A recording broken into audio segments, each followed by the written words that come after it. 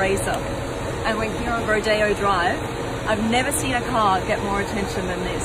Look, I just opened it from the wheel. I'm gonna close it now, close front.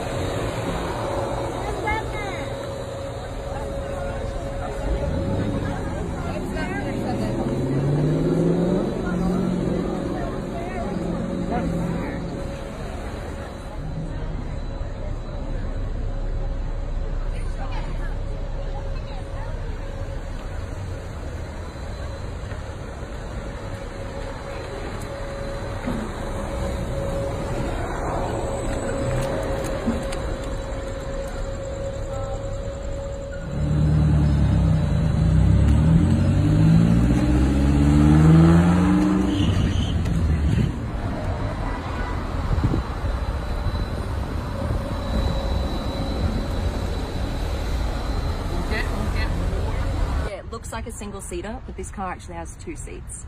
One here, one behind. How crazy. Oh wait, let's take this. Okay, look. So I'm just going to take the steering wheel out so it's easier to get out of the car. I'll take it.